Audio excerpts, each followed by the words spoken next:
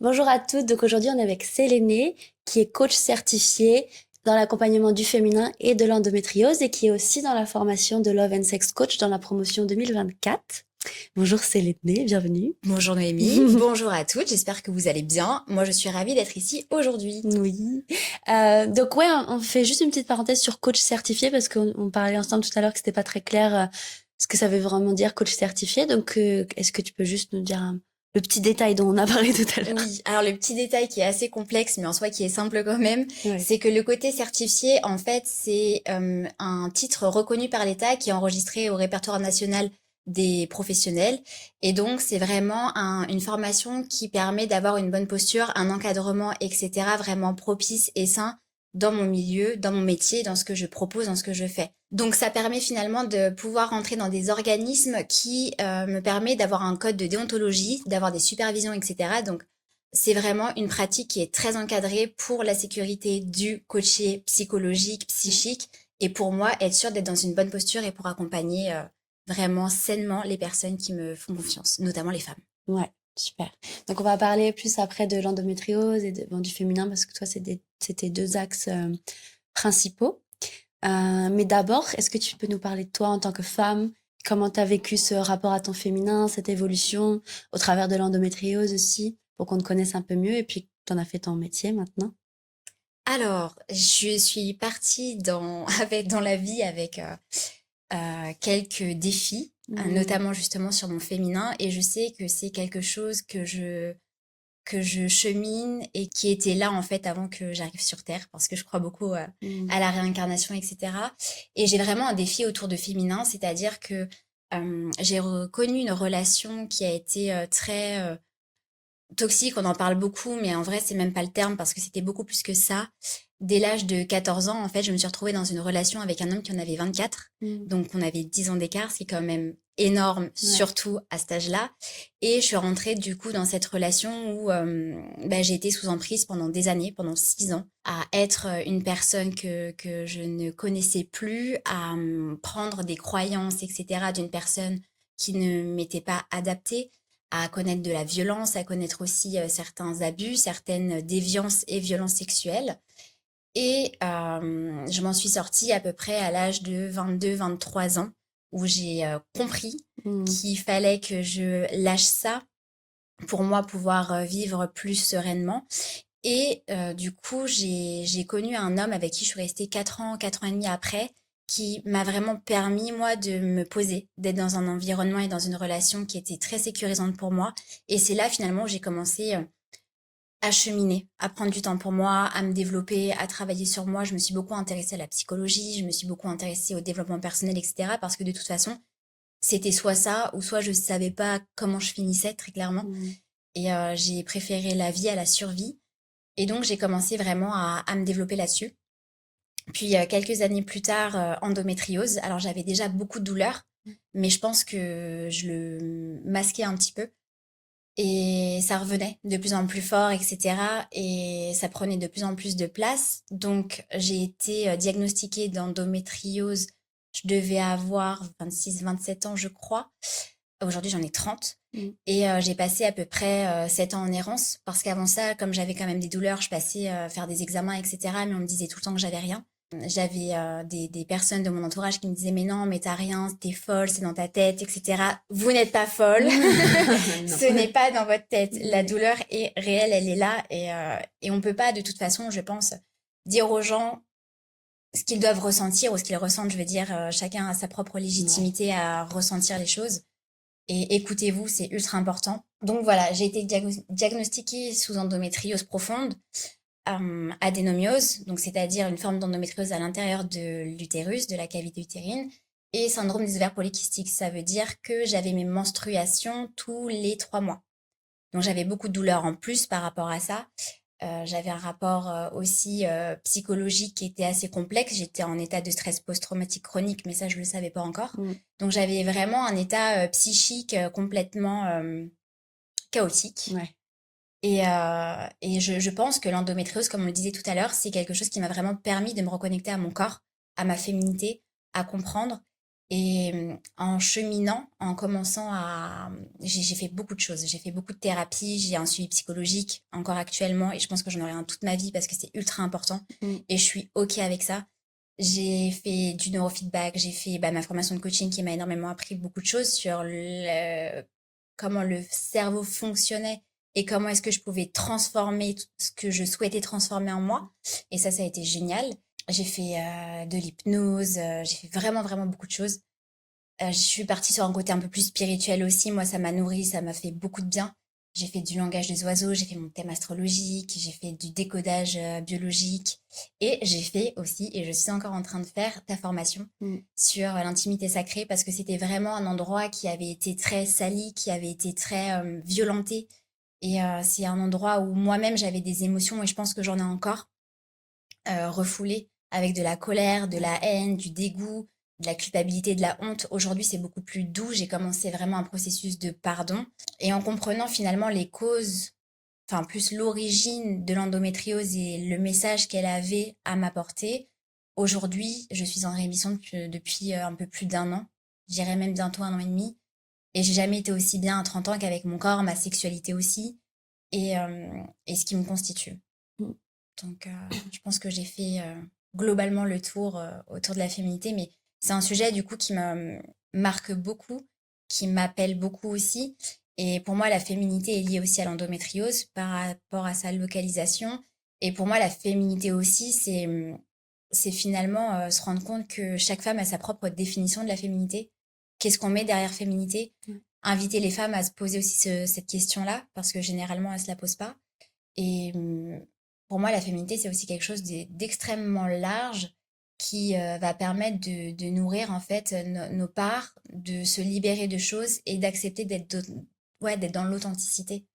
Et après, ça passe par différents parcours, par différents process. Est-ce que j'ai besoin de plus de travailler sur mon affirmation de moi pour me sentir féminine et savoir dire non?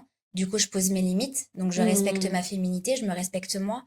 Est-ce que c'est développer mon estime de moi, apprendre à m'aimer, apprendre à avoir une bonne image de moi, apprendre à avoir confiance en moi, à passer à l'action, à oser faire des choses? Est-ce que ça va passer plus dans j'ai envie de me connecter à mon intuition, comment faire, ma créativité? Enfin, ça peut être tellement large. La reconnexion encore également. Donc, je sais qu'il y a beaucoup de femmes avec qui j'échange qui passent beaucoup par le corps et je trouve ça génial, mais c'est aussi important de dire aux femmes qu'elles peuvent passer par l'esprit d'abord. Parce Ouais. que quand on est vraiment en dissociation et avec beaucoup de traumatismes, d'abus, de violence, etc., en fait, directement passer par le corps, c'est super compliqué C'est parce trop qu'on n'en tôt, a ouais. plus confiance. Enfin, Mhm. confiance, conscience, oui, Les confiance deux, et conscience. ouais. Ouais. Donc voilà. Ouais, c'est ça. Et j'en parlais hier avec une amie justement du processus et de quel type de femme, par exemple, il y a dans l'école d'intimité sacrée, etc. Et je dis, on n'a aucune femme qui débarque, en fait. Il y a toujours des femmes qui ont fait plusieurs années déjà de travail psychologique, comme toi, tu peux accompagner, par exemple, et comme toi, tu as fait, de travailler sur les croyances, les peurs, qu'est-ce que je pense de moi, d'où viennent mes traumas, etc. Mais au niveau psy, déjà, sans aller dans le corps, parce que comme tu dis, c'est pas, de toute façon, elles sont pas prêtes. Et il y a une dissociation qui se fait entre les deux, corps-esprit, on va peut-être en parler, toi, t'en parles bien aussi. Et c'est vrai qu'aujourd'hui, comme il y a beaucoup de pratiques qui se font avec, je sais pas moi, l'œuf de Yoni, le féminin sacré, tout ça, beaucoup dans le corps, il y a énormément de retraites en présentiel aussi sur le féminin et c'est très très bien, je pense qu'il n'y a aucun souci. Mais c'est vrai que quand on a fait zéro travail au niveau psycho, avec une psychologue, avec une thérapeute, etc., je pense que c'est trop tôt pour aller dans le corps, même si on travaille toujours avec les deux. Mais toi, t'es plus axé sur ça dans ton approche, du coup, sur l'approche psychologique d'abord. Complètement. Mm.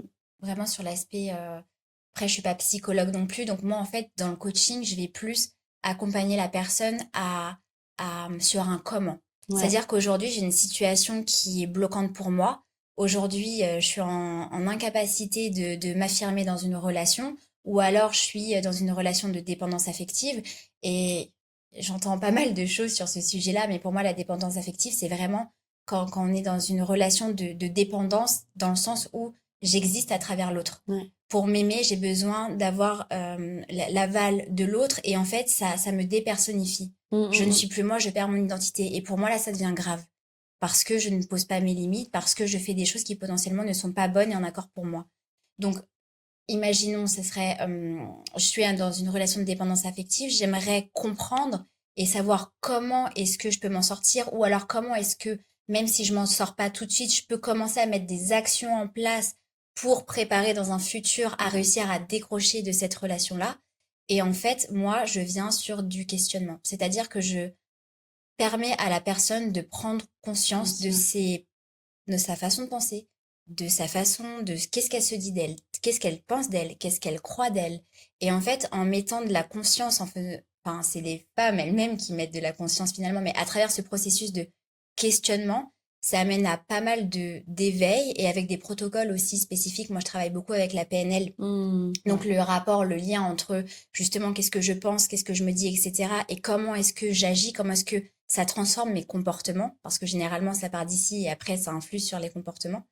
Et c'est à travers tous ces processus-là, comment est-ce que du coup cette personne qui aimerait justement travailler sur sa dépendance affective, au travers du comment, elle va atteindre cet objectif-là pour arriver à sa situation idéale. Donc j'aime pas dire, je parle pas d'indépendance, moi je parle d'autonomie, parce qu'on a quand même besoin des gens, on est des êtres humains, donc on a Mhm. ce lien, on a la parole, etc.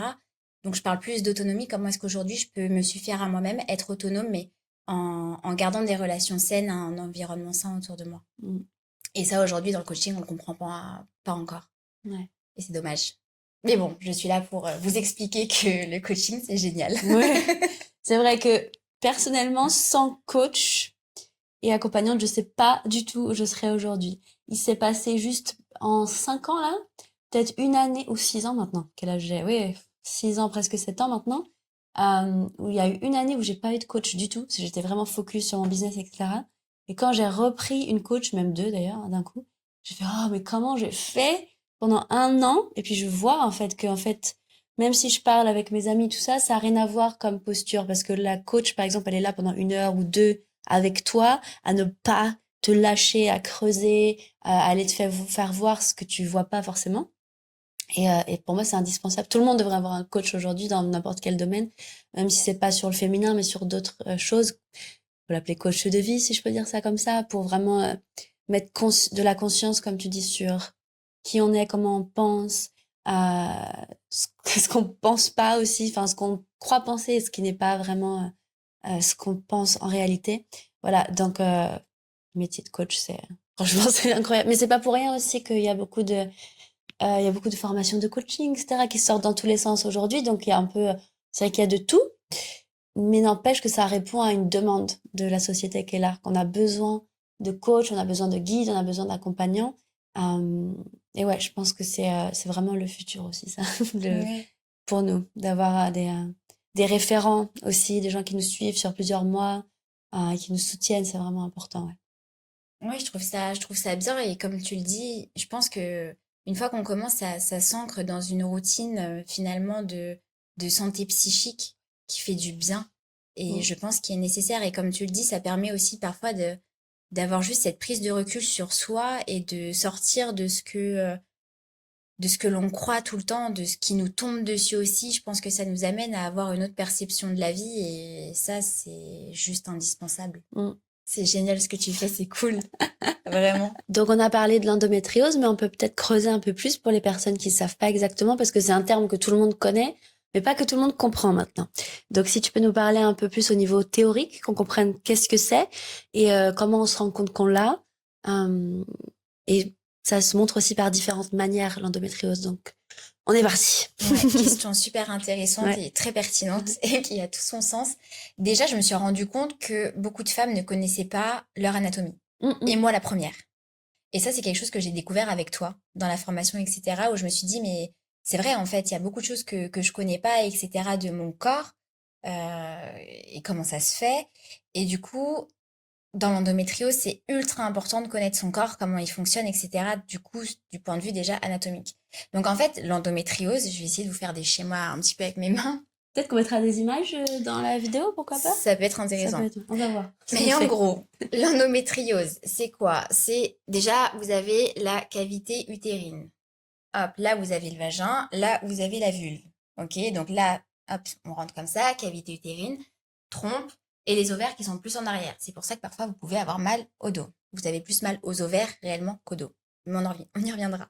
Donc, en fait, l'endomètre, c'est une muqueuse qui est sur la paroi cavité utérine et qui justement va tapisser la cavité utérine et qui va servir à la nidation de l'ovule s'il y a fécondation. Donc en fait, ça va être là où l'ovule, s'il est fécondé, il va venir s'attacher, il va venir se développer, etc. Lorsqu'on a les menstruations, l'endomètre, il va s'effriter et il va finalement couler, enfin partir dans le sang des règles, etc. Et il y a un nouvel endomètre qui va venir se créer. Alors, à savoir que les médecins ne sont pas spécialement d'accord pour définir ce qui est vraiment l'endométriose par rapport à cet endomètre-là. Mais ce qui pourrait être, ce qui est dit, c'est que l'endomètre, justement, il sort de la cavité utérine et il va migrer sur d'autres organes. Ça peut être des tissus, ça peut être des ligaments, etc. Il peut y avoir des adhérences également, adhérences au niveau de l'anus, au niveau de la vessie, et c'est ce qui peut créer, mais pas que, des douleurs. Donc l'endométriose, c'est vraiment lié à cet endomètre-là. Après, il y a aussi l'adénomiose, qui est justement une endométriose, mais qui reste dans la cavité utérine. Et il y a aussi une endométriose qui peut être plus centrée sur les ovaires. Ouais. Et je sais que l'endo, ça va aussi vraiment partout dans le corps, jusque dans les poumons et tout ça. C'est pas Oui, que focus sur le... non. Ouais, c'est ça. Exactement, ça peut remonter dans les poumons, ça peut remonter, on peut avoir des douleurs aux épaules. Alors c'est extrêmement rare, mais ça existe jusqu'au cerveau. Ouais. Mais là, on est sur des cas vraiment au level de l'endométriose. Mais oui, oui, ça peut migrer aussi hors sphère bassin, ouais. gynécologique, Ouais. exactement. Donc ça, c'est le premier point sur ce qu'est l'endométriose. Après, il y a différentes aussi types, enfin, profondeur d'endométriose. Il va y avoir l'endométriose profonde qui, du coup, elle, justement, va créer des adhérences, donc va remonter au niveau des organes, etc. Il y a l'endométriose qui va être, enfin, voilà, on l'appelle, elle est située sur le péritoine. Et en fait, le péritoine, c'est une espèce de membrane qui vient en fait englober tous les viscères, les reins, le foie, l'utérus, etc. Et qui du coup est sur le péritoine, donc elle est pas profonde, elle est plutôt assez facilement, enfin elle est plus facile à détecter. Et l'endométriose, comme je parlais, au niveau plus des ovaires. Et comment on peut justement se faire diagnostiquer ou aller chercher un petit peu qu'on a l'endométriose? Parce que parfois, on peut croire aussi qu'on l'a et c'est tout à fait autre chose. Donc, je trouve que c'est très important d'aller vérifier. Je sais pas si tu as les chiffres à peu près des femmes qui ont de l'endométriose en France à peu près? Oui, on est à une femme sur 10. Ouais, une femme sur 10, c'est À ça. peu près en moyenne. Et encore, comme tu as une errance médicale de cette année, potentiellement, il y en a plus. Ouais, ok, donc c'est quand même énorme. C'est énorme. C'est vraiment énorme. Et donc, comment est-ce qu'on peut aller vérifier ça? Alors, il y a, premièrement, on peut aller faire une échographie pelvienne, donc c'est-à-dire une échographie qui va être à l'intérieur du vagin. Il y a des personnes qui peuvent voir qu'il y a de l'endométriose. Alors, c'est rare, mais il y a des personnes qui sont en capacité de le voir déjà par ce système-là. C'est aussi assez bien pour le syndrome du SOPK, j'en ai pas parlé dans ce que c'est, mais enfin si j'en ai parlé tout à l'heure, mais pour revenir un peu plus sur l'anatomie, le syndrome du SOPK, en fait, ça va être les ovocytes qui vont être dans l'ovaire. Les ovocytes, c'est l'ovule, mais qui n'est pas encore arrivé à maturation. Et en fait, cet ovocyte, dans le follicule, il va pas se développer normalement. Il va mettre beaucoup de temps à se développer et en fait, il va y avoir un amas d'ovocytes qui vont être en voie de maturation. Mais en fait, il y en a trop peu qui se développent dans un temps assez long. Et ça, par exemple, ça peut se voir sous échographie pelvienne. C'est ce qu'on appelle les ovaires multifolliculaires. Ouais. Multifolliculaires. Ouais. Donc, il y a cet aspect-là. Ensuite, il y a les IRM. Et les IRM, faut bien choisir son médecin, enfin celui qui va, enfin son centre. Moi, j'avais été faire des IRM, enfin une IRM dans un centre qui n'était pas spécialisé, et en fait, il l'avait pas vu. Ah ouais, ok. Donc, il m'avait dit qu'il y avait rien, et j'étais retournée chez ma gynéco, et ma gynéco de l'époque, elle m'avait engueulée parce que j'avais pas été là où elle m'avait dit d'aller, mais il y avait 4 mois d'attente, et moi, j'en pouvais plus. Ouais, ok. Donc, et là, il y a un super centre à Paris pour les Parisiennes ou pour les femmes qui souhaitent venir juste faire leur examen à Paris, qui est le centre de Bachaumont à Paris, qui est le centre de fertilité et d'accompagnement de la femme. Et ils sont vraiment spécialisés pour lire les images. En fait, c'est la lecture d'images qui est complexe. Ouais. Pour voir si vraiment il y a de l'endométriose et aller vraiment vers des médecins qui sont spécifiés dans ces lectures-là, c'est ultra important. Ouais, c'est vrai que j'ai entendu plusieurs fois les histoires de femmes qui ont été voir 15 médecins différents qui ne sont pas formés à ça. Donc, est-ce qu'on peut leur en vouloir? Je ne sais pas. Mais en tout cas, 15 médecins différents et qui n'ont rien vu. Et en fait, elles vont chez un médecin qui leur dit, bah oui, là. Et donc, mais 15 ans plus tard, quoi. Donc, c'est vrai que c'est embêtant. Mais espérons, mais je pense que comme là, c'est un sujet qui s'est vraiment démocratisé, c'est ça le terme, Oui. démocratisé? Euh, je pense que du coup, les médecins et la médecine aujourd'hui va, et je l'espère, mais tendre encore plus à ça et se former à ça. Mais c'est vrai que c'est assez nouveau. Enfin, ça fait peut-être 10 ans qu'on en parle à peine de ça, vraiment. Oui, et là, ces dernières années, c'est encore plus d'actualité parce qu'il y a des lois qui ont été votées. Par exemple, l'ALD, qui est l'affection longue durée, c'est une reconnaissance en fait de maladie. Mm. Généralement, c'est très lié au cancer, etc. Donc, tu as les ALD 30 qui sont vraiment... c'est une personne qui a un cancer, elle est forcément en ALD 30, c'est-à-dire qu'elle a pas, c'est pas un cas particulier. Les femmes maintenant, elles ont droit à un recours en ALD 31. Et en fait, 31, c'est sur dossier. Ok. Et si tu as cette affection longue durée qui est reconnue, tu peux avoir une prise en charge 100% ou peu. Généralement, c'est 100% de tes frais de médecin parce que c'est cher, hein. Mm. L'endométriose, c'est cher, les scanners, enfin, les Ouais. scanners, les images, les IRM, tout ça. traitements, Mm. etc. Puis les médecines douces aussi parallèles dont on peut avoir besoin. Ça représente quand même un sacré budget. Donc il y a quand même une prise en charge qui peut être faite, mais ça, c'est vraiment très spécifique et lié à la personne parce que, bah, comme la féminité, bah, l'endométriose, c'est une femme, une endométriose, quoi. Ouais, ça. Donc c'est quelque chose d'assez large. Mais il y a des choses, oui, qui commencent à bouger. Il y a aussi à l'Assemblée nationale, il y a un des partis politiques qui a amené une espèce de machine de simulateur de douleur de règles et qui l'ont fait Oui. essayer aux députés. Ouais. Et ils se sont rendus compte que bah, ça faisait mal. Mm. Sauf que la femme qui est atteinte d'endométriose ne ressent pas que ces douleurs-là pelviennes. Mm. Elle ressent un autre panel de symptômes qui peuvent être vraiment très nuisibles à la qualité de vie de la femme. Mm. Oui, c'est ça. Et puis parfois, c'est même pas des douleurs qui sont localisées à un endroit, c'est comme presque un état d'esprit dans le corps de douleur. C'est plus presque énergétique, je dirais, la douleur. Parfois, je sais pas comment toi tu décrirais ça. Il y a un côté, enfin, je pense voir où tu veux aller, tu me diras si je me Ouais. trompe, mais comme le système nerveux, en fait, il est ultra inflammé Ouais.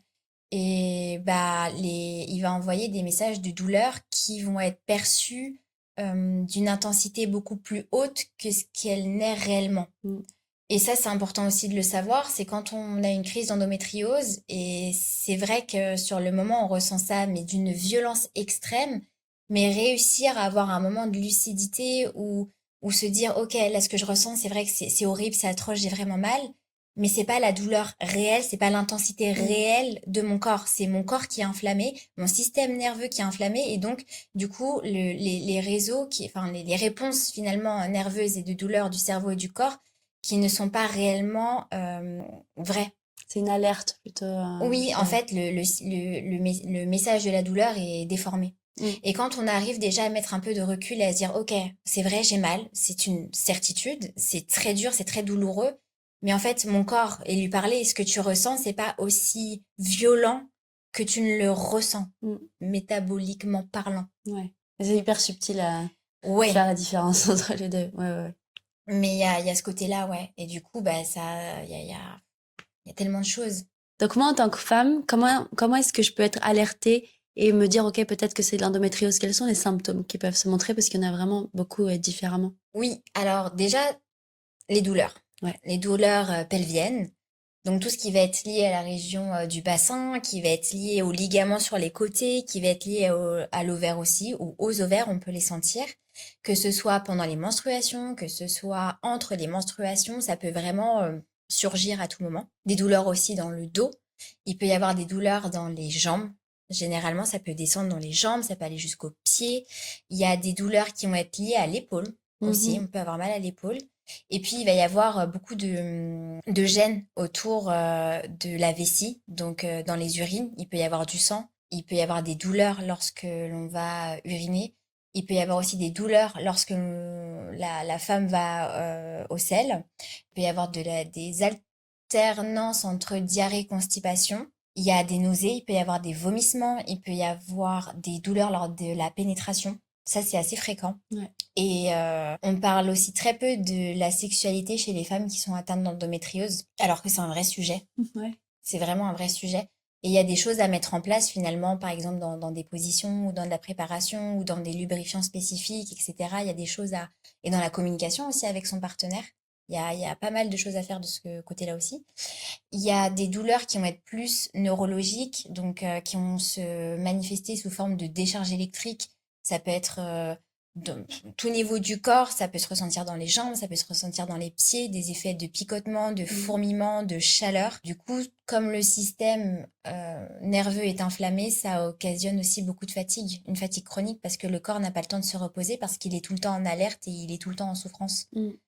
Donc, il y a vraiment tout ce panel-là et je pense que des femmes ont encore même d'autres choses que moi aujourd'hui je connais pas. Ouais. Oui, c'est ça, parce qu'en fait, on se dit pas que l'endométriose va me créer une douleur à l'épaule ou une migraine ou un fourmillement dans le pied. En fait, ça se fait de plein de façons différentes. Comme aussi ces symptômes-là, le corps a pas 45 millions de symptômes non plus. Et c'est vrai que c'est des symptômes qui peuvent se montrer pour autre chose que l'endométriose. Donc parfois, on peut aussi se demander, bah voilà, on peut penser que j'ai l'endométriose, en fait, on l'a pas. C'est ça qui est un peu compliqué, c'est que tu peux avoir les symptômes de l'endométriose, aller faire des examens, ne rien voir, et parfois il y a en effet, il y a rien comme on l'a vu, et parfois il y a quand même quelque chose. Donc, est-ce qu'il y a un moyen peut-être de faire des tests ou des manières de savoir le plus rapidement possible justement si c'est ça ou pas, parce que parfois ça peut être tout à fait autre chose. Parfois, c'est certaines femmes, c'est juste la nourriture ou une allergie à un truc qui n'a rien à voir, mais les symptômes sont les mêmes que l'endo. Donc, est-ce que, je sais pas, on peut faire la différence un peu entre J'ai ça? envie de te dire, hormis aller passer des examens dans des bons centres, Ouais. franchement, il y a pas grand-chose à faire. Après, voilà, des douleurs aux ovaires, par exemple, Mm. ça touche pas non plus énormément de pathologies. Alors, c'est peut-être pas l'endométriose, mais c'est peut-être d'autres pathologies gynécologiques qui existent Ouais. aussi. C'est ça. Et puis Un des fois, fibrome ouais. ou... Et des fois, c'est l'ovulation qui est juste ressentie et du coup, ça peut faire mal. Ou alors, c'est qu'on n'a pas l'habitude de ressentir et ça s'apparente à de la douleur, mais ça n'en est pas réellement. C'est vrai. Donc là, tu as le centre à Paris dont tu as parlé. On le mettra certainement sous la vidéo. Ça pourrait être sympa. Oui, et il y a Ouais. aussi un super bon... Enfin, moi, je sais que je me suis beaucoup documentée dessus. C'est un site internet, c'est une association en fait qui est agréée par le ministère de la Santé, il me semble. En tout cas, c'est agréé à un ministère, mais je pense Mm. que c'est la santé vu que c'est l'endométriose qui s'appelle Endo France. Ouais. Et en fait, il y a beaucoup d'articles de blog, il y a beaucoup de mises à jour sur la pathologie. Il y a vraiment, pour moi, c'était une bibliothèque. C'est comme ça, en fait, que je me suis auto-diagnostiquée avant que réellement la médecine me dise, oui, vous avez vraiment une endométriose. Mm. Ok. Donc, il y a quand même des choses aujourd'hui qui nous permettent d'avoir des idées parce qu'après, on est dans notre corps et on le ressent aussi. Mais il y a pas une méthode. Enfin, la seule chose pour moi que je vois aujourd'hui, c'est d'être à l'écoute de son corps, voir si c'est récurrent, voir à quel moment ça se manifeste. Moi, par exemple, je pouvais passer des moments sans douleur et le simple fait de penser à l'endométriose, ça me crée des douleurs. Ouais. Donc, en fait, c'est après voir aussi dans s'observer dans ce qu'on ressent dans son corps et aller passer des examens. Mm.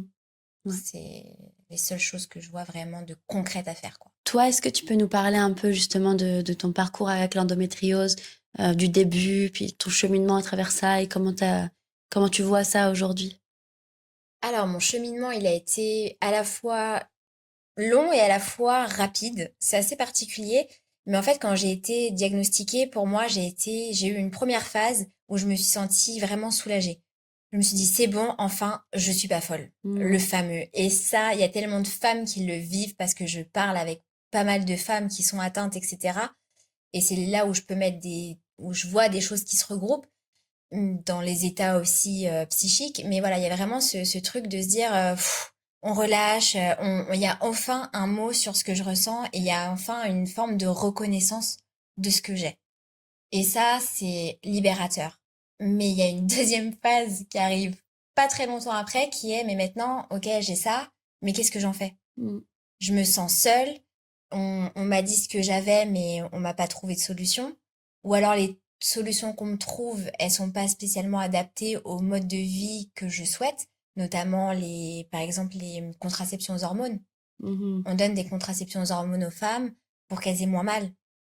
Ça règle Et pas vraiment le souci, quoi. non, tu masques la pathologie, mais quand t'arrêtes ta pilule ou ton stérilet aux hormones, bah en fait, ça revient. Mm. il y a des propositions aussi de chirurgie. Alors, je dis pas que je suis contre, mais je dis pas que je suis pour non plus. Mais il y a des femmes que je connais qui ont très bien vécu la chirurgie. Il y en a d'autres, en fait, où ça a été une catastrophe.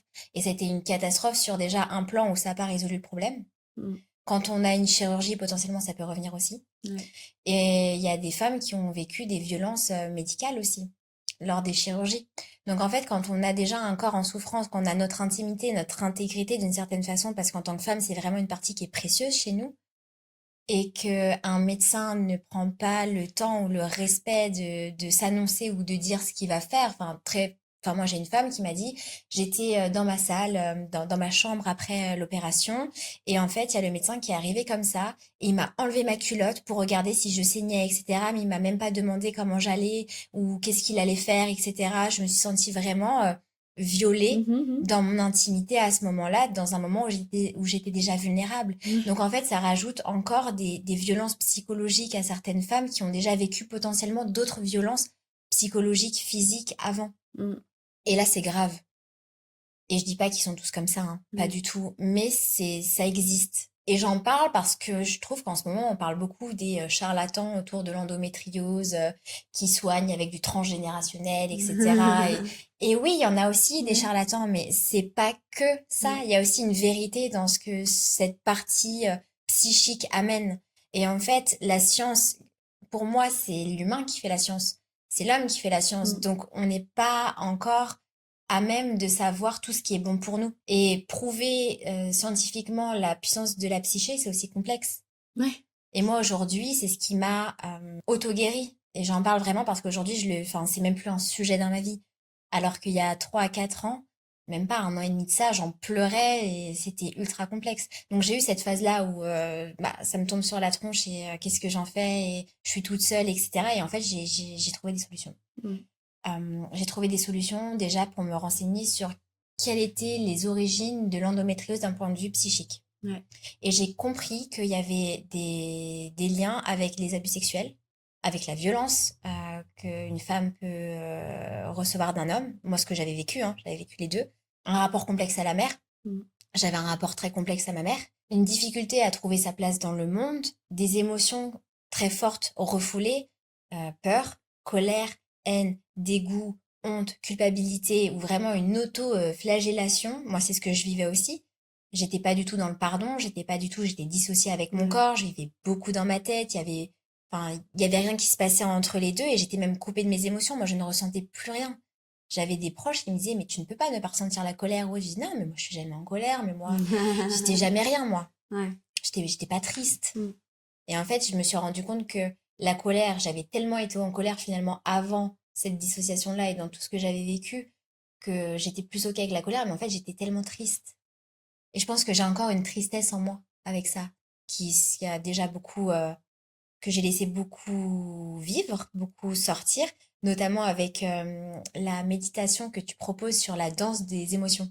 Oui, t'as une jolie histoire avec ça. Ouais, Mm. et franchement, c'est vraiment une des méditations que j'ai adoré dans ton Ouais. programme, où je me suis retrouvée sur une dune, nue, en train de danser mes C'est, émotions sur l'île de Léron. c'est pas moi qui ai demandé de faire ça, mais, mais Ça s'est ça s'est manifesté comme ça. manifesté comme ça. Je l'ai vécu comme ça, et donc je suis passée par la tristesse, et Ouais. en fait, j'ai dansé la colère, et c'était un peu...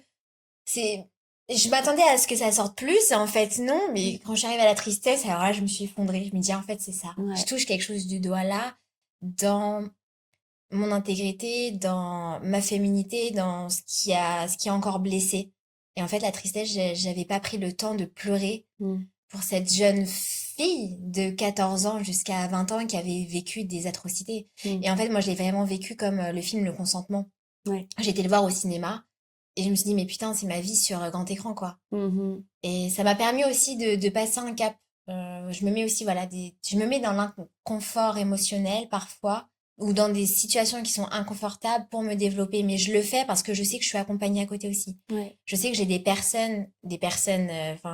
thérapeutes qui sont là quand j'ai besoin, etc. Donc je fais quelque chose qui est quand même très cadré pour moi parce que c'est important. Mais ouais, j'essaye aujourd'hui de vraiment aller où là je me sens inconfortable parce que c'est là où je vais grandir, ou c'est là où je vais me libérer. Et je divague beaucoup, mais c'est pas grave. Non, c'est parfait. Mais voilà, donc dans cette troisième phase où je dirais plus de la conscientisation sur OK, aujourd'hui j'ai ça, qu'est-ce que je fais pour aller mieux? En fait, j'ai vraiment eu envie de sortir de cette victimisation que je m'étais créée. Mm. Parce que j'étais vraiment dans si j'ai plus cette pathologie-là, qu'est-ce que je vais devenir? Qui est-ce que je suis? Parce qu'elle avait pris Ouais. toute moi, quoi.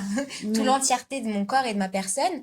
Je ne vivais qu'à travers ça, je n'étais que ça, toute ma vie était rythmée autour de ça. Et je me disais, mais si j'ai plus l'endométriose, est-ce qu'on va m'aimer encore? Mm. Est-ce qu'on va faire attention à moi? Est-ce qu'on va prendre soin de moi? Vers quoi je vais pouvoir me cacher, en fait? Là, si je l'ai plus, qu'est-ce qui se passe? Qu'est-ce que je deviens? Ou qu'est-ce que je découvre de moi? Et est-ce que je suis prête à découvrir finalement tout ce qu'il y a derrière cette pathologie-là? Parce qu'aujourd'hui, moi, l'endométriose, c'est quelque chose qui a été ultra bénéfique pour ma reconnexion au corps. Mm. Comme j'avais mal, comme j'étais en souffrance, etc. En fait, elle m'a ramenée dans mon corps, elle m'a ramenée à mon histoire personnelle. Et en comprenant justement mon histoire personnelle et en faisant mes thérapies et en allant chercher vraiment ce processus d'auto-guérison, et je parle vraiment pour moi, parce que je le vis vraiment comme ça m'a permis d'être de plus en plus alignée en fait à la femme que je suis et à la femme que je souhaite incarner. Aujourd'hui, j'ai la possibilité et je comprends que je peux devenir celle que je souhaite être. Mm. Donc, je mets des actions aujourd'hui en place pour tendre vers cette femme-là. Et si j'avais pas eu l'endométriose, je pense que j'aurais jamais eu encore plus ces déclics, encore plus cette compréhension de mon histoire et encore plus cette résilience. Ça m'a aussi appris la résilience, déjà sur mon vécu qui était pas simple, mais en plus sur la résilience de la pathologie. Ok, aujourd'hui j'ai ça, qu'est-ce que j'en fais? Mm. Et ça m'a appris ça sur beaucoup, beaucoup de choses de ma vie. Beaucoup, beaucoup. Aujourd'hui, j'ai une personne très proche de moi qui est atteinte d'un cancer, qui en mourra. Et ben, j'ai cette résilience-là. Mm. Parce que dans mon moment présent, je suis bien avec cette personne. Et elle est bien. Mm. Et je suis pas dans de la projection. Ou avant, j'étais beaucoup dans de la projection. Mais qu'est-ce qui va se passer? Qu'est-ce qui va se passer? Qu'est-ce qui va se passer? Aujourd'hui, je sais que c'est là. Je suis pas dans le déni. Je sais ce qui va se passer. Je sais pas encore comment parce que j'y suis pas. Mais dans mon présent actuel, je peux rigoler avec cette personne. Je peux Mm. l'aimer. Je peux passer du temps avec elle, etc. Et j'ai fait, du coup, c'est ça m'a, enfin, la pathologie et mon histoire, ça m'a permis aujourd'hui de vivre une situation qui est assez complexe, avec beaucoup plus de sagesse, je trouve, et de joie de vivre Mm. dans des moments difficiles. Aujourd'hui, les moments difficiles, je les vois plus comme des moments difficiles. Je les vois comme des défis de vie. Et qu'est-ce que j'en fais encore une fois? Parce que j'ai pas le pouvoir pour, je peux pas le changer, mais je peux changer ce que ça fait en moi. Et ça, pour ça, le coaching aussi, ça m'a énormément aidé, beaucoup, beaucoup. Et donc en allant, voilà, observer le côté psycho-émotionnel en faisant ta formation aussi, ça m'a beaucoup aidé ce rapport à la sexualité, à l'intimité, parce que moi, c'est quelque chose que je prenais pas en considération. En fait, j'avais la sexualité qui m'avait été léguée et qui m'avait été apprise à l'âge de 14 ans. Ouais. Et en fait, je me suis rendu compte que c'était pas du tout ce que j'aimais ou ce Mm. que je voulais. Ou parfois, il y avait des choses qui m'intéressaient dans cette sexualité-là, mais en fait, pas tout le temps. Ou avec une personne qui me respectait profondément. Et en fait, ça m'a permis de me réapproprier mon corps, me réapproprier justement une sexualité, découvrir mon identité aussi. Et ça aussi, ça a été une libération. Mm. En fait, il y a tout un truc qui s'est fait petit à petit, mais parce que j'en ai eu l'envie, parce que j'étais prête, parce que je me suis fait accompagner et parce que j'avais envie de vivre et plus de subir encore une fois. Ouais, c'est ça, et ça me fait rebondir sur quand tu parlais, ok, je vais peut-être perdre mon identité quand je vais me libérer de l'endométriose. Maintenant, c'est bon. Je savais pas qui j'étais. On m'a dit qui j'étais parce qu'on m'a diagnostiqué, donc c'est bon, j'ai une étiquette, je sais qui je suis. Mais maintenant, on me demande aussi de m'en libérer, quoi, de changer encore de personnalité, alors que ça fait des années que je cherche quelle est ma personnalité. Et c'est vrai qu'au sein, on peut le retrouver beaucoup, et puis moi aussi dans mon histoire, mais tu vois, l'aspect, ok, il y a plein d'aspects différents qui peuvent faire que tu as l'endométriose, mais l'aspect psychique est énorme aussi. Et je pense qu'on peut le vérifier plein de fois de personnes qui ont des grosses maladies. Et c'est quasiment vérifiable qu'en fait, en allant dans la victime, bah là, je vais avoir de l'attention, bah là, je vais avoir de l'amour que j'ai jamais eu, peut-être petite, etc. Là, si je suis malade, si j'ai un problème, si je suis une petite victime, là, on fait attention à moi, là, on me voit, et ça a été un gros chemin pour moi aussi de voir en fait, si je suis et dans mes relations aussi, dans ma dernière relation, et ça m'a ramené en miroir à quand j'étais petite. En gros, si je suis pas en train de pleurer, je suis pas au sol, on me regarde pas, ou alors c'est pas si grave ce que j'ai, c'est que ça va aller. Par contre, si je suis vraiment en train de pleurer, ça veut dire que là, ok, il y a un problème. Ou alors si j'ai vraiment mal au ventre, par exemple, moi c'était beaucoup le ventre, si j'ai mal au ventre, ok, là, elle a quelque chose et là on lui donne de l'attention. Donc quand j'ai un problème, mon corps enregistré quand je suis en souffrance, j'ai de l'amour, en gros. Et est-ce qu'on peut valider et dire que, OK, c'est ça qui crée la maladie? Je sais pas.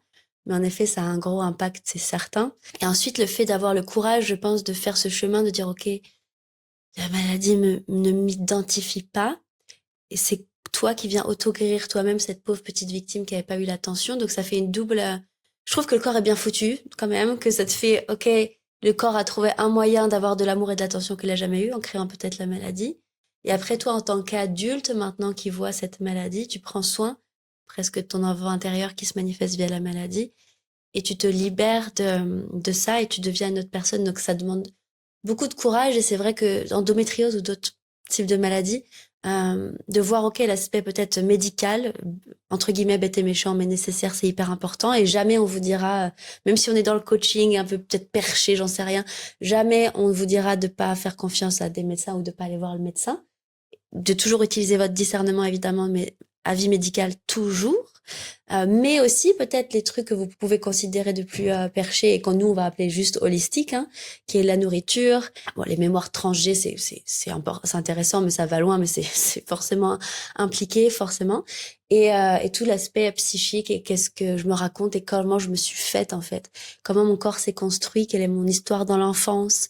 Parce qu'on peut voir aujourd'hui, on peut regarder de toute façon les personnes qui sont en très très bonne santé. Généralement, soit elles ont fait énormément de travail sur elles, ou elles ont eu une enfance remplie d'amour, bon, avec des hauts et des bas comme n'importe quel humain évidemment, mais ça va quoi.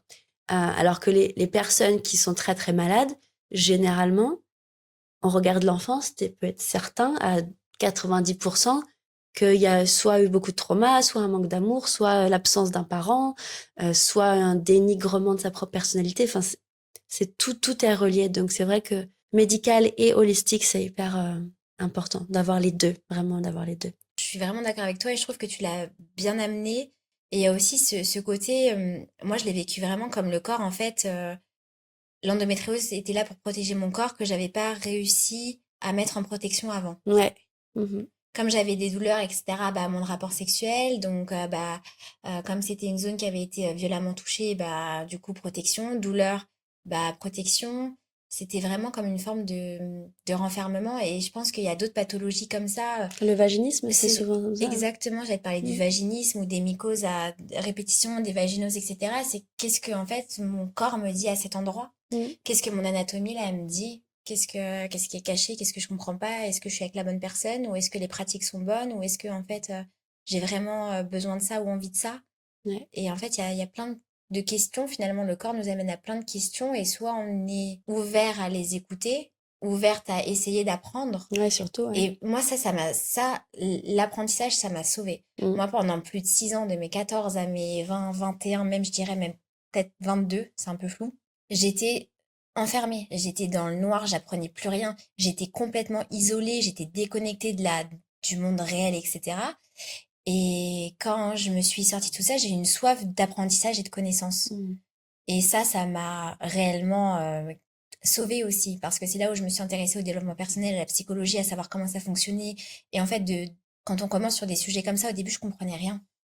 Et je lisais des choses, et c'était assez simple, mais pour moi, à mon niveau de cette époque, c'était déjà beaucoup. Et je me disais, mais qu'est-ce que ça veut dire? Mais je comprends rien, mais qu'est-ce qu'il faut faire? Et j'appliquais des choses un peu en mode bête et méchant, mais qui résonnaient quand même. J'avais envie d'expérimenter, j'ai envie de Mm. tester, j'ai envie de me poser des questions, de répondre et de voir ce que ça venait faire en moi au plus j'expérimentais. Et en fait, d'un seul coup, tout s'est ouvert. Et je suis rentrée dans des univers après qui ont été complètement enfin, quand on commence à découvrir un sujet, on pense le connaître et on se rend compte à un moment donné, on touche du doigt un truc qui nous ouvre encore Mm. une grande toile d'araignée avec encore plus de connaissances qui partent sur différents points. Ça Et on se dit, s'arrête jamais. mais oui, c'est ça, mais c'est génial. Et Ouais. du coup, j'ai compris cette phrase de la seule chose que je sais, c'est que je ne sais rien. Ouais.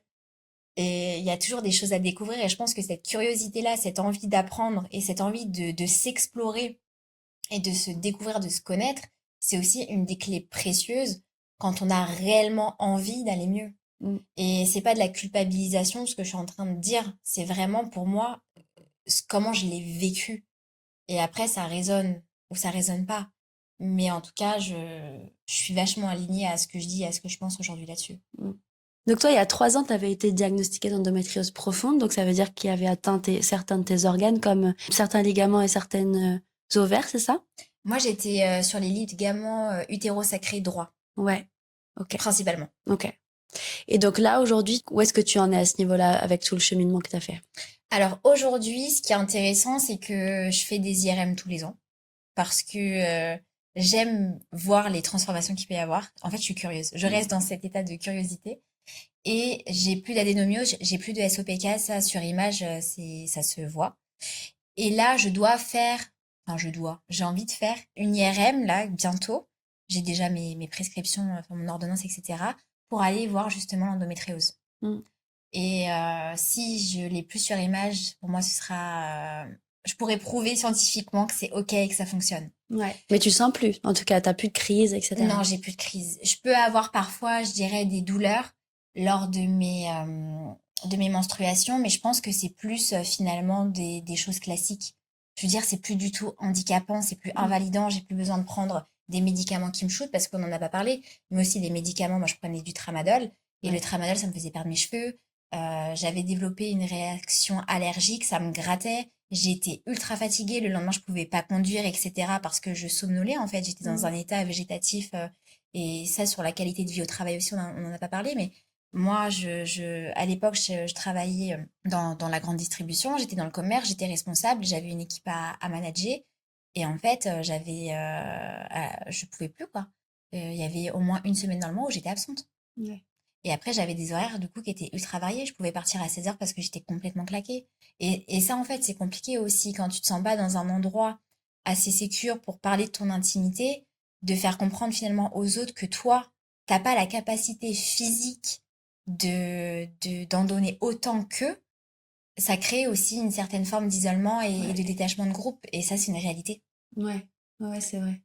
C'est vrai. Et que le fait que les autres comprennent pas ce qui se passe pour toi, même si là, je sais qu'ils parlent pas mal, je sais pas si ça a été fait, mais je pense pas, de les vacances, je sais pas comment dire français, pour les règles, tu sais, de Oui, les congés menstruels congés menstruels, pour ouais. pour les règles. Ouais, et ça, ils en parlent ou c'est en train d'être fait? Alors, ils en parlent et c'est fait dans je vais dire États, mais on n'est pas en Amérique ici, mais dans certaines régions ou dans Ouais. certaines villes, en fait, tu as les maires qui choisissent si oui ou non ils le font. Et Mmh. il y en a dans certaines villes de France qui l'ont fait. Donc, tu as des femmes qui ont le droit à des congés justement menstruels par rapport aux douleurs ou par rapport à l'endométriose. Tu as des femmes maintenant aussi qui ont le droit à des congés pour IVG et Mmh. pour fausse couche. Mmh. Et tu as même des hommes maintenant qui ont le droit d'être avec leurs partenaires qui ont subi une fausse couche. L'IVG, je suis pas sûre, mais au moins une fausse couche, oui. Ouais, Et ça, c'est super. génial parce que Ouais. ça non plus, on n'en parle pas, mais une fausse couche ou une IVG, même si elle est voulue pour une Ouais. femme, psychologiquement, ça reste aussi une épreuve. Oui, Et de pouvoir, du coup, le vivre et le vivre avec son partenaire, franchement, c'est c'est super beau, ça. quoi. Ouais. Donc oui, il y a beaucoup de choses qui commencent à se mettre en place et c'est cool. Ouais, super. Donc, on attend les résultats de ton IRM. J'ai hâte. Ouais. Si tu avais quelque chose à nous partager, comme qu'est-ce qui t'a le plus aidé, toi, dans ton ce cheminement de libération et de presque auto-guérison de ton endométriose? Parce que c'est vraiment différent selon les personnes. Des personnes, c'est la naturopathie, des personnes, c'est le yoga, des personnes, c'est une relation amoureuse, des personnes, c'est tout ça combiné. Toi, c'est quoi la chose vraiment qui t'a aidé? Sachant que tout le monde est différent. Donc, c'est pas parce que c'est l'aînée, elle s'est libérée grâce à telle chose que toi, ça va être le cas. Et vice-versa, ça peut aussi être le cas pour toi. C'est vraiment chaque chose différent parce que d'où vient et comment a été créée cette endométriose aussi, je pense que la manière de l'auto-guérir, de s'en occuper a un impact, quoi. Certaines, ça va être que la nourriture qui a provoqué ça. Et donc, du coup, bah, être très consciente de ce qu'on mange, ça va avoir un impact sur cette auto-guérison, etc., etc. Donc, ouais, c'était quoi, toi, plutôt? Ta question, elle est super intéressante et t'as dit des choses sur lesquelles je vais rebondir. Ouais. Déjà, tu vois, quand tu parles, ouais, ton endométriose, moi, c'était mon endométriose aujourd'hui et dans mon processus, j'ai arrêté d'appeler comme ça. Ouais. Parce que c'est pas la mienne, en fait. Et en fait, je le remarque chez beaucoup de femmes et beaucoup de femmes parlent comme moi je parlais sur oui, non, mais c'est mon endométriose. Moi, mon endométriose, elle me fait mal ici ou etc., machin. Et en fait, déjà, il y a cette chose-là sur la désidentification. Tu n'es pas une maladie. Mm. Donc, mets-la à côté, elle est là, ok, c'est un fait. On ne peut pas la nier, on n'est pas dans le déni, mais elle n'est pas toi. Donc, il y a cette partie-là, et ce qui répond à ta question, c'est vraiment, moi, ça a été vraiment le côté psychologique. Vraiment mon histoire personnelle.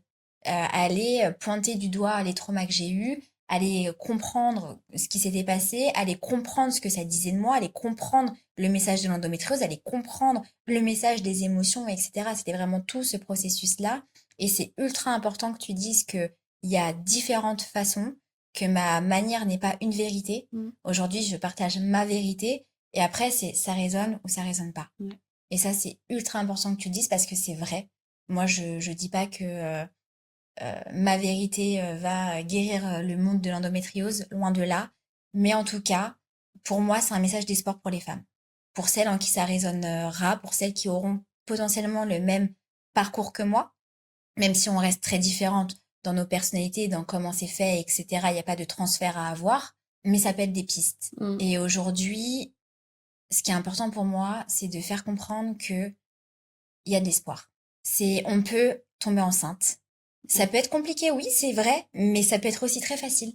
Oui, il y a beaucoup de témoignages comme ça, hein, j'ai de l'endométriose, on m'a toujours dit que c'était impossible, et puis, bah, j'ai fait un peu de, entre guillemets, un peu de thérapie, j'ai fait mon travail, et là, je suis enceinte.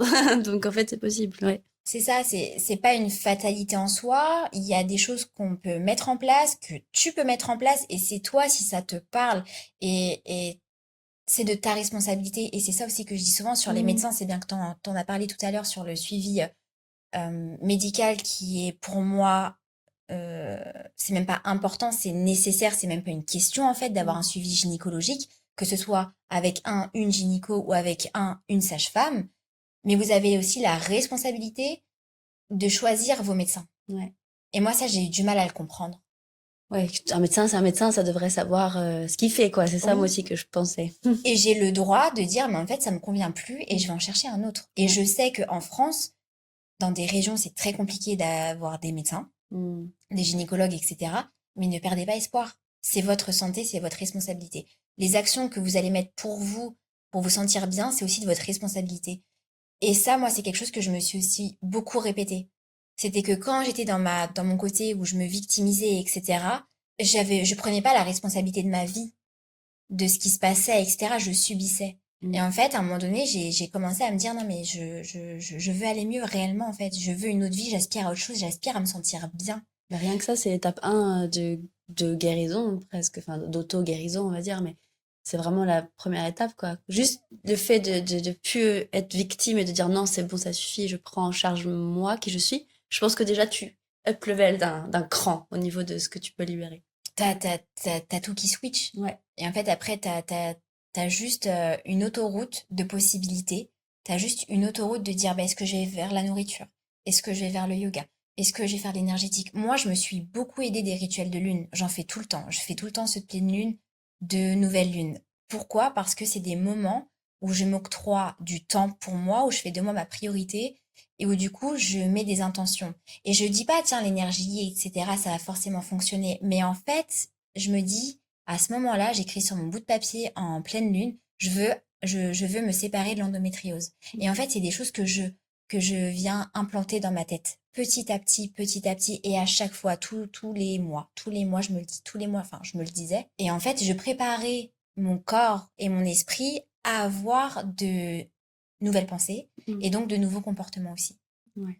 Et ça m'a beaucoup aidé. Et ça, c'est aussi ce qu'on travaille en coaching, par exemple. C'est envoyer des nouveaux messages et comment faire en sorte que, hop, ça percute aussi là-haut. Parce que c'est ça, hein. Ça fait beaucoup. C'est ça, bah, de toute façon, ton cerveau contrôle ton corps et ton corps contrôle ton cerveau, les deux. Et c'est vrai que je trouve ça important. Toi, tu fais des rituels de lune, mais pour certaines, ça va être, voilà, comme on a dit, le yoga. C'est ton niveau de dévotion et d'intention qui est le plus puissant, j'allais dire. Alors, encore une fois, oui, la médecine, oui, les médecins, oui, toujours. Être bien ancré dans la matière et les choses concrètes. Plus intention, dévotion, choix, responsabilité. Et là, tu parlais donc c'est comme des affirmations. Tu as créé des affirmations. Donc, juste entre parenthèses, souvent, on fait les affirmations au présent. Alors, je sais pas si tu écris je veux me séparer ou je me sépare ou. Ou parfois, j'écrivais juste endométriose parce que je savais pour moi ce que ça Ouais, signifiait. tu Mais brûles ou tu... Ouais, oui, ouais, j'aime bien brûler, moi. J'ai un ouais, côté. crame tout, là. Je, je le rends d'où ça vient. C'est ça, Laissez-moi tranquille. c'est ça. Mais oui, ouais, oui, c'était juste 2 mots, ne plus avoir. Non, je parlais pas au. Je sais plus. Ouais, il y a la notion d'affirmer au présent ce qu'on veut dans le futur, entre guillemets. Et ce que j'avais lu dans un livre, bah, Conversation avec Dieu, qui est super, et il dit, par exemple, quand tu fais une affirmation, donc je veux rencontrer mon partenaire ou je veux me séparer d'eux, par exemple, et bah tu informes ton corps que ouais, tu veux. Ok, cool. Au lieu de je le fais vraiment, plutôt que je veux ça ou j'ai envie d'eux, bah c'est ok, tu vas garder le fait que tu as envie d'eux. En fait, tu vas manifester avoir envie d'eux ou vouloir, mais tu vas pas manifester l'acte. Et je trouvais ça hyper important comme petite nuance de ah ouais, c'est je fais en fait, c'est acté. Donc c'était juste une petite parenthèse sur ça, ça m'avait fait penser à ça. Ouais, c'est super Mm, intéressant. mm. Et je crois que j'ai des plus sur libérer de Ouais, l'endométriose, un truc comme ça. Et j'ai fait pareil avec la cigarette. ouais. Moi, j'ai T'as commencé à brûlé les fumer. cigarettes? J'ai commencé à fumer tôt, jeune. Et aujourd'hui, ça fait, je crois, je suis sur 1 an et 4 mois d'arrêt de cigarette. Et en fait, ça a été ça. Mm, Pareil, tous mes rituels de lune. Et en fait, c'est ne pas abandonner pour moi. mm, En fait, pour moi, l'échec, il arrive lorsque vraiment tu abandonnes. Mais quand tu abandonnes toute ta vie, c'est-à-dire qu'il y a des moments où moi, quand j'ai essayé d'arrêter de fumer, j'ai essayé plusieurs fois et ça n'a pas fonctionné. Mais j'y retournais. mm, 6 mois, 1 an et demi après, que sais-je? En fait, le temps, c'est pas si grave. mm. C'est plus ne pas arrêter d'essayer. Ouais, Et sur plein de choses, j'ai fait en sorte de ne pas arrêter d'essayer, même si mm, ça me prenait du temps. Mais aujourd'hui, ça fait plus d'1 an, par exemple, à peu près, comme à peu près l'endométriose, mhm, où j'ai arrêté tout ça et par des systèmes d'intention, comme tu le disais aussi. ouais. J'informais qu'il allait avoir un changement. Et je me préparais, en fait, inconsciemment, je me prépare. Je le fais en conscience sur mon monde rituel, mais en fait, ça vient travailler dans mon inconscient qui va remonter petit à petit, même dans mon Ouais. subconscient. Euh, Et un jour, c'est là. et un jour, d'un seul coup, je me réveille et la cigarette, c'était comme ça. Je me suis réveillée, je me suis dit, tiens, j'ai plus envie de fumer, j'en ai marre. Après, j'étais dans un environnement qui était complètement différent j'étais pas chez moi, j'étais pas à Paris, j'étais à la campagne, au milieu de Mm, personnes, j'avais que des vaches, c'était génial. J'y suis restée 1 mois et demi et je me suis réveillée, je me suis dit, c'est bon, j'arrête. Et j'ai jeté et depuis, et ça a été l'une des meilleures décisions mm, que j'ai prises pour moi. Et il y a encore ce côté dépendance, tu vois, j'ai dépendé de quelque chose ouais, pour me sentir bien. Et en fait, j'ai été comprendre aussi qu'est-ce que la cigarette, ouais. qu'est-ce qu'elle venait combler. Ouais, c'est ça. Puis avant de lâcher, enfin, savoir ce que tu lâches et pourquoi et qu'est-ce que tu vas récupérer de l'autre côté quand tu lâches aussi. Parce que ça fait peur de lâcher quelque chose, mais de se retrouver dans le vide, en fait. Et c'est pour ça que certaines personnes ont du mal à lâcher, que ce soit une relation, la cigarette ou l'endométriose ou plein de choses. C'est qu'après, elles savent pas ce qu'il y a de l'autre côté, euh, quand tu lâches la corde, quoi. Donc, c'est pas mal aussi de savoir ce que tu veux de visualiser. On fait beaucoup de visualisation aussi, nous, de quelle femme j'ai envie d'être, en gros, de qu'est-ce que j'ai envie d'incarner, quelles sont mes valeurs. Quand on fait des pratiques comme du sex magic, par exemple, ok, j'ai cette partie de moi que je veux libérer, mais laquelle je veux incarner aussi. Parce que si tu dis à ton corps, je veux plus ça, il va te dire, ok, mais du coup, tu veux quoi? Il va pas te dire, enfin, tu peux pas aller vers le néant. Il faut vraiment toujours que ce soit très clair, le plus clair possible. Donc, par exemple, je me libère de l'endométriose et je fais une petite méditation aussi sur comment je me sens quand je l'ai plus. Par exemple, quelles sont mes émotions, quelle est ma sexualité, comment je vis avec mes amis, comment je vis mes règles, comment je me sens dans mon corps.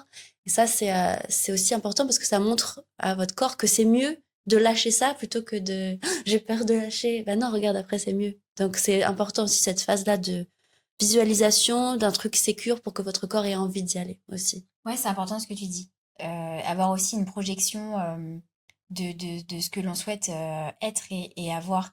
Et c'est drôle parce que ce que tu dis, c'est un protocole que nous, on a en PNL Ouais. qui s'appelle les niveaux logiques de Diels. Et c'est génial. Tu fais vivre à la personne sa situation idéale, rêvée. Et en fait, tu lui envoies des messages dans son cerveau. Elle se reconnecte à des ressources, à des Mm. capacités, à des comportements, à un environnement, bref. Il y a aussi du coup tout l'aspect émotionnel, donc dans le corps qu'elles Ouais. vivent aussi. Et c'est génial. C'est mon Mm. préféré. D'ailleurs, je l'ai fait pour le festival le dernier. Ah ouais. Et ça a super bien fonctionné en groupe. Trop bien. Je pensais pas que ça fonctionnerait aussi bien en groupe parce que normalement c'est du face à face. Mm. Mais en fait, comme j'avais fait une démo avant, ça s'est super bien passé. Et je rebondis sur ce que tu disais aussi que j'ai trouvé super intéressant moi dans ta formation, c'était ce côté-là aussi que j'avais jamais pris en considération. On disait oui mais lâche prise, lâche prise. Ok mais je comprends pas ce que ça veut dire moi lâche Ouais, prise. Je ouais, lâche quoi? ouais. Et en fait c'est toi qui m'as amené cette réflexion de mais qu'est-ce que je tiens avant de lâcher? Mm. Et je te revois avec ton coussin. Genre, tiens, ça, il faut savoir ce que tu tiens pour le lâcher, n'est-ce pas? Oui, mais moi aussi, ça m'a pris un moment à me dire, mais tu lâches quoi là? Et j'ai trouvé ça génial. Ouais. Et moi, ça m'a permis aussi dans mon cheminement d'avoir ce lâcher prise avec une nouvelle compréhension, une nouvelle vision et quelque chose en fait qui était vachement clair pour moi, que Mm. je n'avais pas avant. Et ça, c'était cool. Ça m'a Mm. beaucoup servi. Super. Merci Séléné. Merci à toi, Noémie. Donc, si vous voulez retrouver, je mets toutes ces infos en dessous de la vidéo, ou du podcast, ou de là où vous regardez. Et puis, qu'est-ce que je voulais rajouter? Oui, tu parlais de festivals, parce que parfois dans l'école, on fait des festivals en ligne. Et vous, comme si vous êtes dans l'école en tant que élève, par exemple, vous pouvez participer en tant qu'intervenante aussi à nos festivals en ligne gratuitement. Donc, c'est sympa aussi, ça vous permet de vous entraîner, de vous faire connaître, et c'est vraiment chouette. Voilà, puis on se retrouve bientôt. Oui, prenez soin de vous. À bientôt.